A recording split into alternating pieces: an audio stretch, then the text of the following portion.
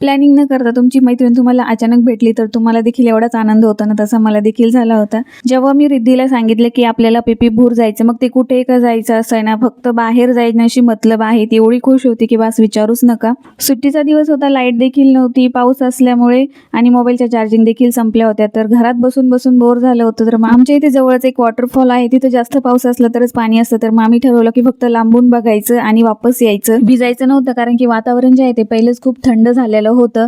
पण सिद्धी आणि सिद्धीच्या बाबांना पाणी दिसलं की बस मग विचारूच नका, भिजायचं म्हणजे भिजायचंच. आणि त्यांनी रिद्धीला देखील घेऊन गेले. तिथेच आम्हाला रिद्धीची छोटीशी फ्रेंड देखील भेटली होती एक. पाणी खूप जोराने पडत होतं आणि खूप लागत देखील होतं आणि थंड हवा असल्यामुळे पाणी देखील खूप थंड होतं. रिद्धीला जे आहे ते नंतर खूप थंडी वाजायला लागली. मग आम्ही तिथून निघून आलो. मला भिजायचं नव्हतं, पण यांचे फोटो काढायच्या नादात मी देखील भिजले थोडीशी. 10 ते 15 मिनिटच बाहेर गेलो, पण माइंड एकदम फ्रेश झाल्यासारखं वाटलं. घरी आल्यावर चेंज केलं, चहा घेतला, रिद्धी आणि सिद्धीला मॅगी करून दिली खायला. सिद्धीच्या बाबांना जे आहे ती थंडी अजिबातही जमत नाही, म्हणजे थंड हवा असो किंवा थंड पाणी लागलं की त्यांना खूप शिंका येतात.